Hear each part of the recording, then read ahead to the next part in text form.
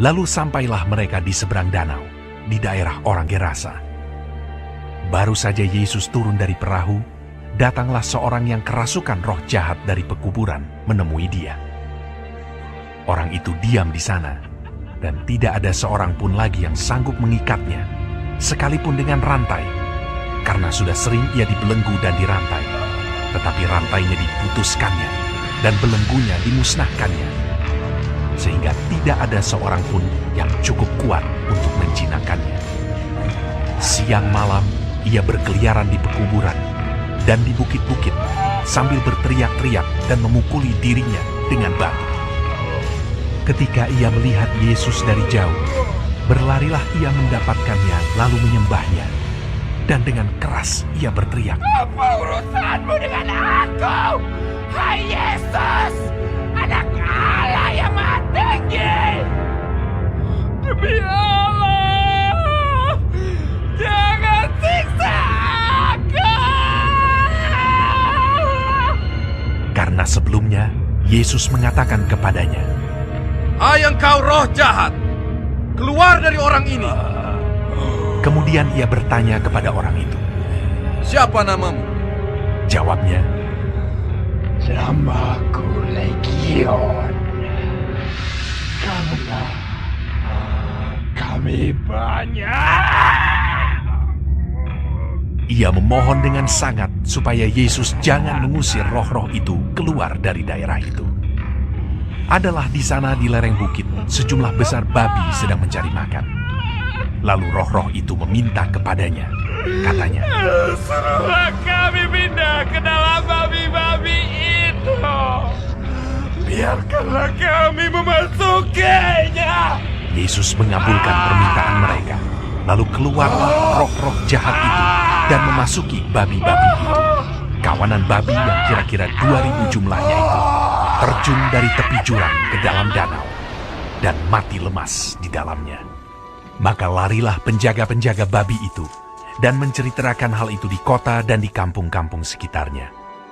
Lalu keluarlah orang untuk melihat apa yang terjadi.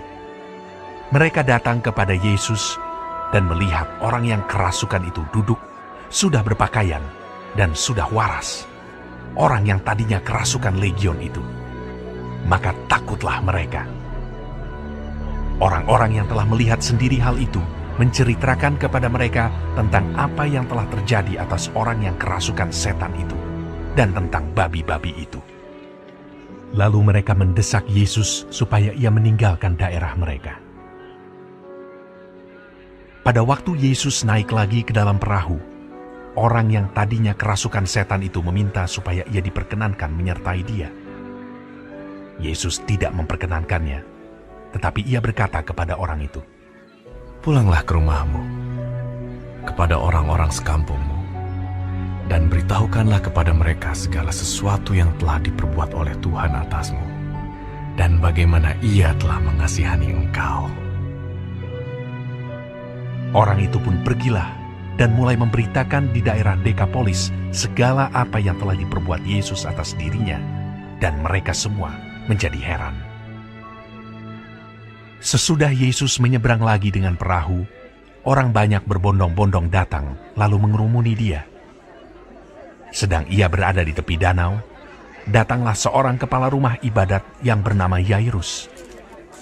Ketika ia melihat Yesus, tersungkurlah ia di depan kakinya dan memohon dengan sangat kepadanya, "Anakku perempuan sedang sakit, hampir mati. Datanglah kiranya dan letakkanlah tanganmu atasnya, supaya ia selamat dan tetap hidup." Lalu pergilah Yesus dengan orang itu. Orang banyak berbondong-bondong mengikuti dia dan berdesak-desakan di dekatnya. Adalah di situ seorang perempuan yang sudah 12 tahun lamanya menderita pendarahan.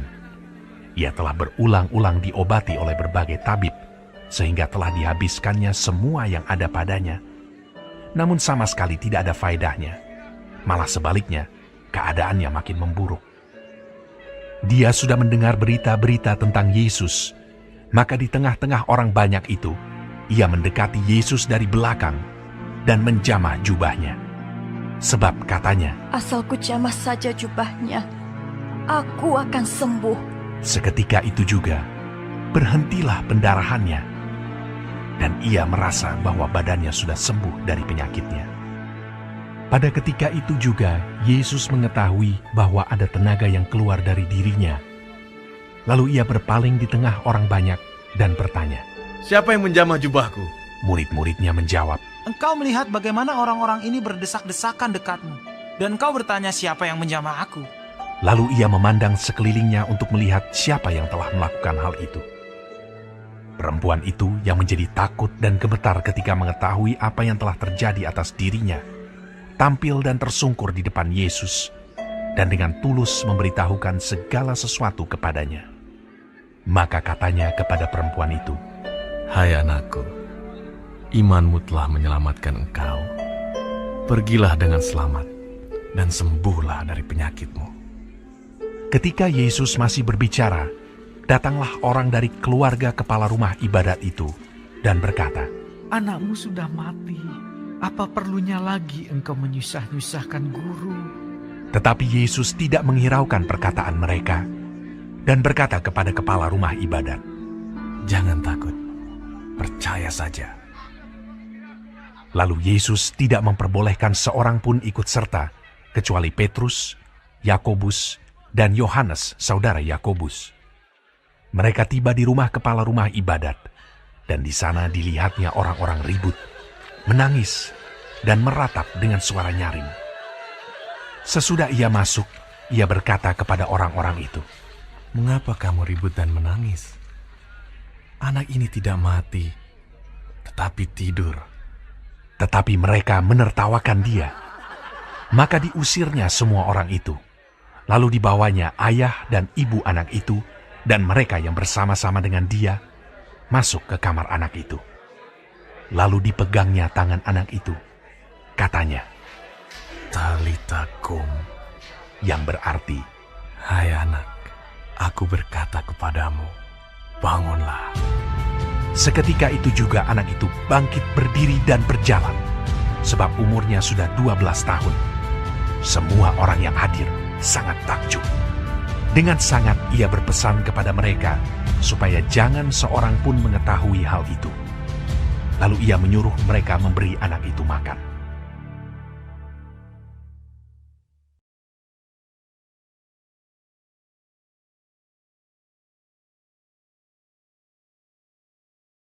Kemudian Yesus berangkat dari situ dan tiba di tempat asalnya, sedang murid-muridnya mengikuti dia. Pada hari Sabat, ia mulai mengajar di rumah ibadat, dan jemaat yang besar takjub ketika mendengar dia, dan mereka berkata, Dari mana diperolehnya semuanya itu? Hikmat apa pulakah yang diberikan kepadanya? Dan mujizat-mujizat yang demikian, bagaimanakah dapat diadakan oleh tangannya? Bukankah ia ini tukang kayu? Anak Maria, saudara Yakobus, Yoses, Yudas, dan Simon? Dan bukankah saudara-saudaranya yang perempuan ada bersama kita?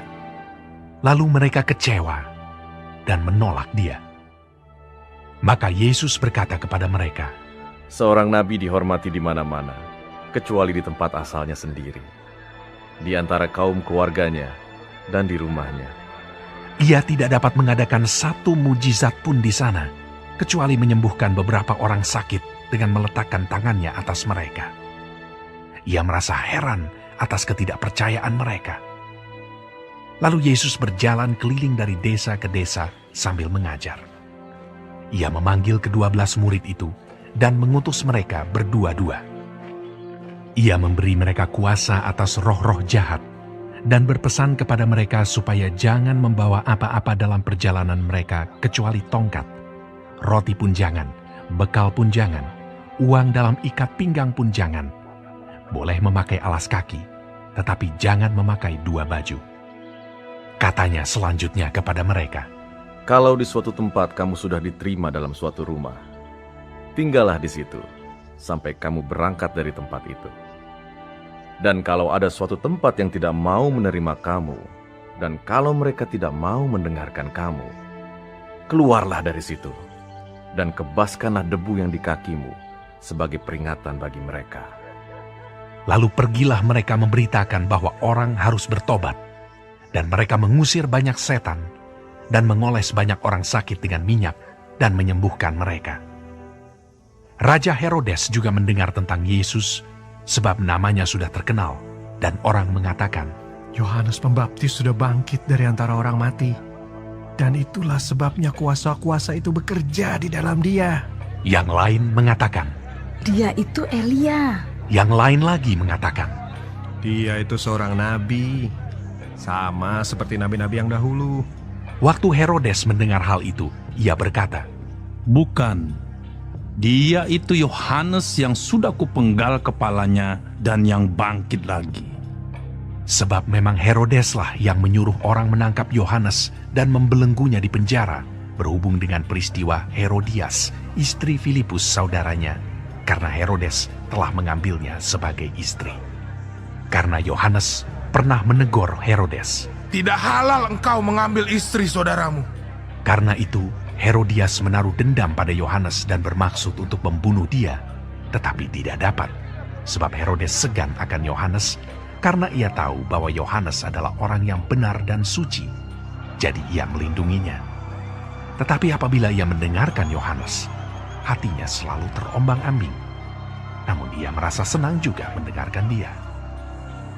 Akhirnya tiba juga kesempatan yang baik bagi Herodias. Ketika Herodes pada hari ulang tahunnya mengadakan perjamuan untuk pembesar-pembesarnya, perwira-perwiranya, dan orang-orang terkemuka di Galilea.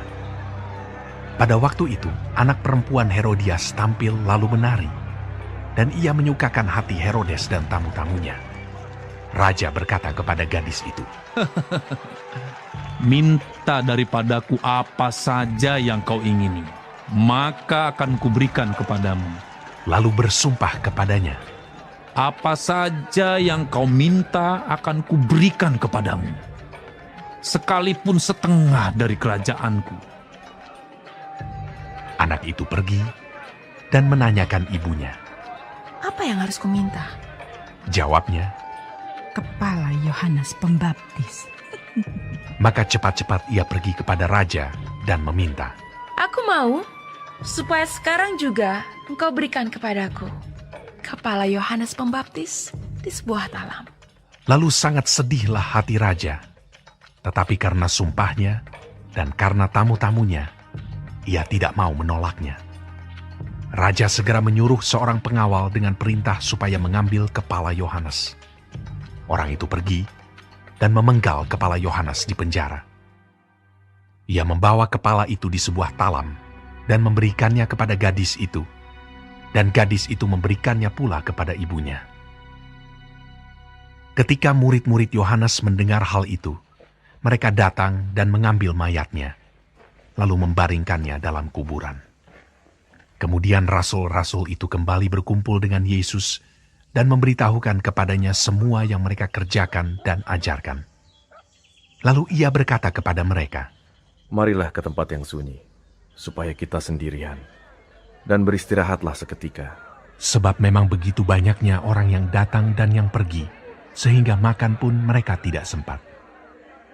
Maka berangkatlah mereka untuk mengasingkan diri dengan perahu ke tempat yang sunyi. Tetapi pada waktu mereka bertolak, banyak orang melihat mereka dan mengetahui tujuan mereka. Dengan mengambil jalan darat, segeralah datang orang dari semua kota ke tempat itu, sehingga mendahului mereka. Ketika Yesus mendarat, ia melihat sejumlah besar orang banyak. Maka tergeraklah hatinya oleh belas kasihan kepada mereka, karena mereka seperti domba yang tidak mempunyai gembala. Lalu mulailah ia mengajarkan banyak hal kepada mereka. Pada waktu hari sudah mulai malam, datanglah murid-muridnya kepadanya dan berkata, Tempat ini sunyi, dan hari sudah mulai malam.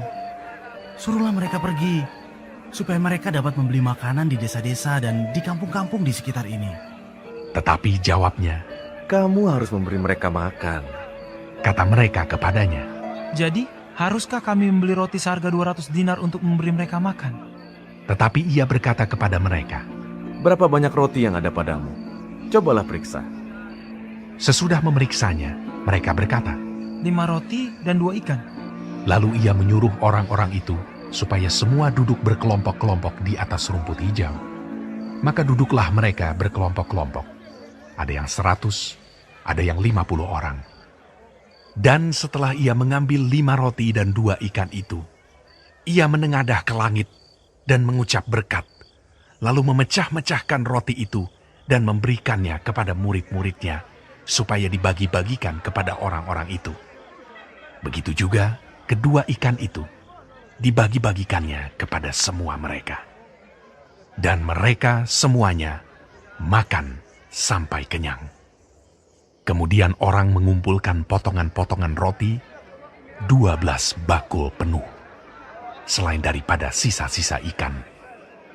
Yang ikut makan roti itu ada 5.000 orang laki-laki. Sesudah itu, Yesus segera memerintahkan murid-muridnya naik ke perahu dan berangkat lebih dulu ke seberang, ke Betsaida. Sementara itu ia menyuruh orang banyak pulang.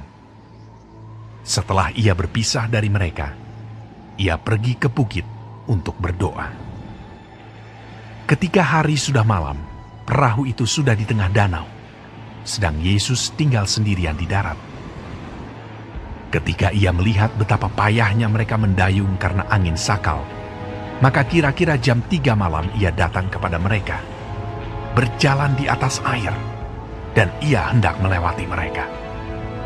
Ketika mereka melihat dia berjalan di atas air, mereka mengira bahwa ia adalah hantu.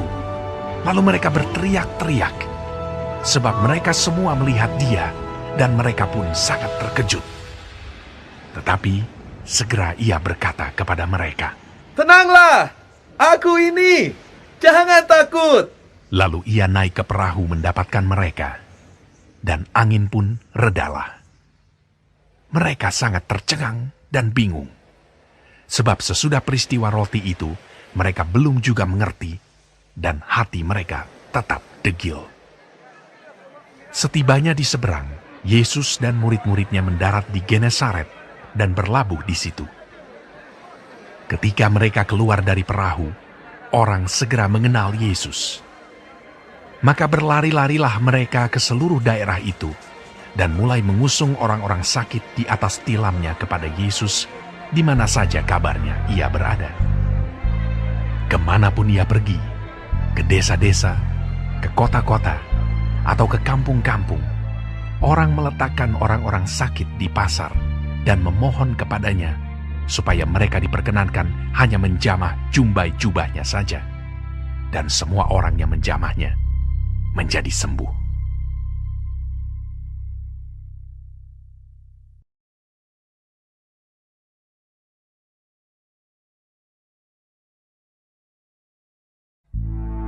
Pada suatu kali, serombongan orang Farisi dan beberapa ahli Taurat dari Yerusalem datang menemui Yesus.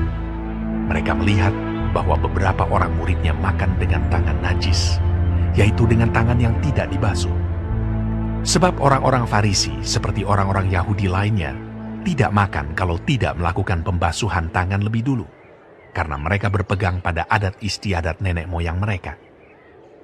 Dan kalau pulang dari pasar, mereka juga tidak makan kalau tidak lebih dahulu membersihkan dirinya. Banyak warisan lain lagi yang mereka pegang, umpamanya hal mencuci cawan, kendi, dan perkakas-perkakas tembaga. Karena itu, orang-orang Farisi dan ahli-ahli Taurat itu bertanya kepadanya, "Mengapa murid-muridmu tidak hidup menurut adat istiadat nenek moyang kita, tetapi makan dengan tangan najis?" Jawabnya kepada mereka, "Benarlah nubuat Yesaya tentang kamu, hai orang-orang munafik. Sebab ada tertulis, bangsa ini memuliakan aku dengan bibirnya, padahal hatinya jauh daripadaku. Percuma mereka beribadah kepadaku, sedangkan ajaran yang mereka ajarkan ialah perintah manusia. Perintah Allah kamu abaikan untuk berpegang pada adat istiadat manusia." Yesus berkata pula kepada mereka, "Sungguh pandai kamu mengesampingkan perintah Allah, supaya kamu dapat memelihara adat istiadatmu sendiri. Karena Musa telah berkata, hormatilah ayahmu dan ibumu, dan siapa yang mengutuki ayahnya atau ibunya harus mati.